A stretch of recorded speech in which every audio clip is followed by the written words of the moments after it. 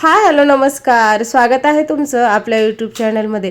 दुपारची वेळ आहे आणि माझी कामाची गडबड सुरू आहे, कारण आज आपल्याकडे आहे भिशी पार्टी आणि त्या भिशी पार्टी निमित्त माझ्या सगळ्या मैत्रिणी घरी येणार आहेत आणि त्यांच्यासाठी मला काहीतरी खास असं बनवायचं आहे। बाहेर मस्त असं पावसाळी वातावरण आहे, त्यामुळे मी गरमागरम पुरी भाजीचा बेत करण्याचं ठरवलं आहे। आज आपल्याला 25 माणसांसाठी पुरी भाजी आणि कोशिंबीर बनवायची आहे आणि या सगळ्याची डिटेल रेसिपी मी आज तुमच्याशी शेअर करणार आहे। या ठिकाणी 3 किलो बटाटे आहेत, ते कुकरमध्ये उकडण्यासाठी ठेवलेले आहेत। 4 ते 5 शिट्यामध्ये कुकरमध्ये छान बटाटे उकडले जातात। बटाटे उकडेपर्यंत आपल्याला कांदा, टोमॅटो, भाजीसाठी लागणाऱ्या सगळ्या गोष्टी आहेत त्या कट करून घ्यायच्या आहेत, म्हणजे आपली कामे आहेत ते कमी वेळेत आणि झटपट होतील। आमच्या सोसायटीच्या महिलांची भिशी ही फक्त आर्थिक देवाणघेवाण नाही तर वैचारिक देवाणघेवाण आहे। एकमेकांच्या संपर्कात राहण्याची ही एक छान गोड कल्पना आहे। महिन्यातून एकदा प्रत्येकीच्या घरी भिशी असते, त्यामुळे सगळ्यांनाच महिन्याला भिशीला जाण्याचा उत्साह असतो। या ठिकाणी मी कांदा आणि टोमॅटो बारीक असे कट करून घेतलेले आहेत। या ठिकाणी बटाटे सुद्धा उकडून झालेले आहेत आणि सगळे बटाटे मग मी सोलून घेतले। त्यानंतर लगेच मी भाजीला फोडणी करून घेणार आहे। या ठिकाणी पातेलं गरम झालेलं आहे। 25 माणसाची भाजी करायची आहे, त्यासाठी मोठ्या साईजचं मी या ठिकाणी पातेलं वापरलेलं आहे। त्यामध्ये तेल सोडून घेतलं। तेल छान गरम झाले की त्यामध्ये आपण जो पोहे खायचा चमचा वापरतो त्या चमच्याने 1 चमचाभर मी मोहरी घालून घेतलेली आहे। मोहरी व्यवस्थित तडतडली की त्या चमच्याने मी 1 चमचा जिरे सुद्धा घातलेले आहेत।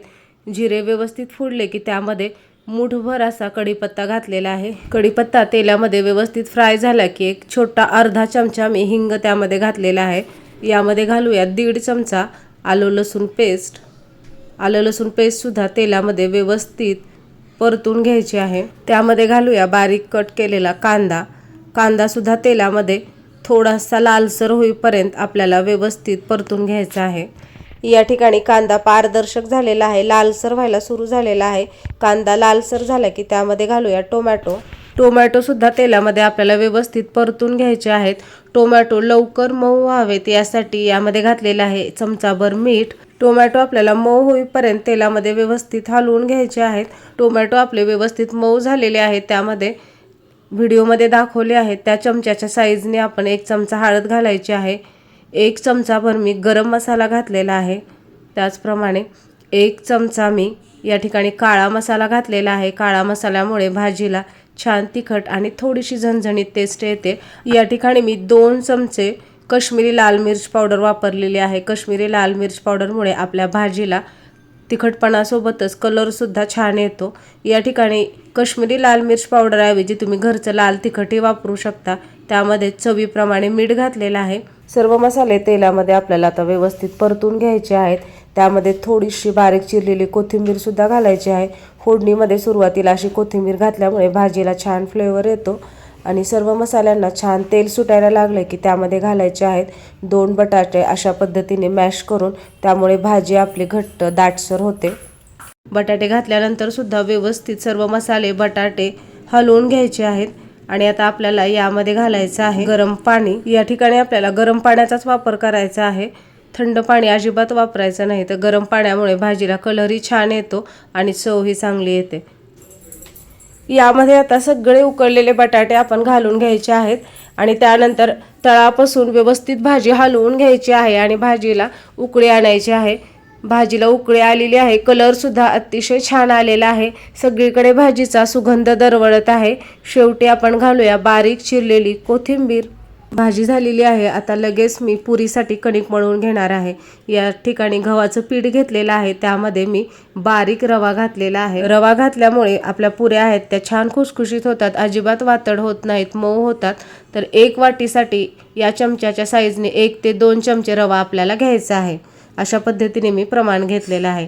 त्यामध्येच आपल्याला अगदी 2 ते 3 चमचे बेसन घालून घ्यायचं आहे। बेसन घालणे हे पूर्णतः ऑप्शनल आहे, नाही घातलं तरी चालेल। फक्त बेसनामुळे आपल्या पुरीला छान रंग येतो, त्याचप्रमाणे जास्त वेळ ती फुगून राहते। यामध्ये साखर घातलेली आहे। साखरेमुळे सुद्धा आपल्या पुरीला छान लालसर रंग येतो आणि त्यामध्ये चवीप्रमाणे मीठ घातलेलं आहे। सगळं साहित्य पिठामध्ये घालून झाल्यानंतर पीठ आपल्याला हाताने व्यवस्थित मिक्स करून घ्यायचं आहे। पिठामध्ये आता गरम तेलाचं मोहन घालायचं आहे। या ठिकाणी अर्धी वाटी तेल गरम करून मी पिठामध्ये घातलं आहे। सुरुवातीला तेल हे गरम आहे त्यामुळे मी चमच्याच्या साहाय्याने ते पिठामध्ये व्यवस्थित मिक्स करून घेतलं आणि थोडंसं तेल कोमट झालं की मग हाताच्या साहाय्याने ते पिठाला व्यवस्थित चोळून घेतलं। त्यानंतर थोडं थोडं पाणी घालून मी पीठ व्यवस्थित मळून घेतलं। तर पुरीसाठी पीठ मळताना नेहमी घट्ट पीठ मळायचं, चपातीसारखं सैल मळायचं नाही। तर या ठिकाणी मी सुद्धा घट्ट असं पीठ आहे ते मळून घेतलेलं आहे। व्हिडिओमध्ये जेवढा पिठाचा गोळा मी मळलेला आहे तेवढाच आणखीन एक पिठाचा गोळा मी मळून ठेवला, कारण 25 माणसाला तेवढं पीठ आपल्याला लागणार आहे। या ठिकाणी आपली भाजी झालेली आहे। कोशिंबीरसाठी लागणारे कांदा, काकडी, गाजर सुद्धा कट करून झालेला आहे आणि पीठ सुद्धा मळून झालेलं आहे। तर आता मी फ्रेश होणार आहे आणि भिशीसाठी रेडी होणार आहे। राहिलेला स्वयंपाक मी आवरून करणार आहे। मी थोडासा चहा घेतला आणि मस्त अशी चेंज करून आलेली आहे। तर या ठिकाणी मी साडी घातलेली आहे। आजच्या भिशी पार्टीसाठी मी मस्त सिंपल अशी साडी घातलेली आहे। साडी घालूनच मला आता पुढचा स्वयंपाक आणि काम करायचं आहे।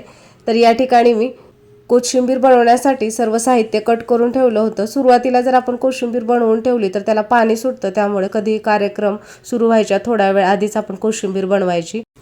या ठिकाणी मी मीठ घातलेलं आहे, साखर घातलेली आहे, थोडीशी कोथिंबीर घातलेली आहे, 1 वाटी घट्ट दही घातलेलं आहे।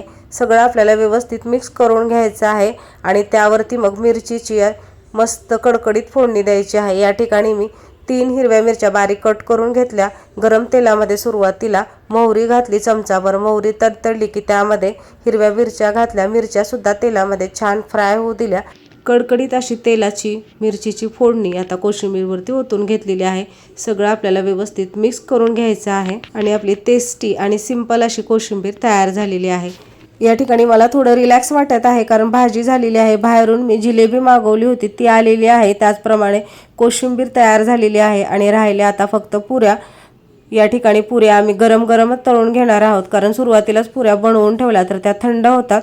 तर या ठिकाणी पुऱ्या मी एकटी बनवणार नाही, तर माझी मैत्रीण आहे ती सुद्धा मला हेल्प करणार आहे। एक जण पुऱ्या बनवल्या, एक जण तळल्या, तर सगळ्यांना गरम गरम सर्व करता येतात। या ठिकाणी पुरी बनवताना आपण छोटासा पिठाचा गोळा घेऊन गोलाकार अशी चपातीपेक्षा थोडीशी जाडसर पुरी लाटून घेऊ शकतो, किंवा आपल्याला जर जास्त प्रमाणात जास्त लोकांसाठी पुऱ्या बनवायच्या असतील तर घरी जे आपले स्टीलचे डबे असतात त्याच्या झाकणाचा टोपणाचा वापर करून आपण अशा पद्धतीने एकाच वेळी 3-4 पुऱ्या बनवू शकतो। तेल व्यवस्थित गरम झालं की मग आपल्याला त्यामध्ये पुरी सोडायची आहे। पुरी सोडतो त्यावेळेस आपल्या गॅसची फ्लेम आहे ती हाय ठेवायची, म्हणजे पुरी लगेच फुगून वर येते आणि 2 ते 3 वेळा आलटून पालटून छान सोनेरी रंग येईपर्यंत आपल्याला पुरी तळून घ्यायची आहे। मस्त अशी भिशी पार्टी आम्ही सगळेजण एन्जॉय करत आहोत। तुम्हाला जर आजचा व्हिडिओ आवडला तर लाईक करा, शेअर करा आणि चॅनलला सबस्क्राईब करा।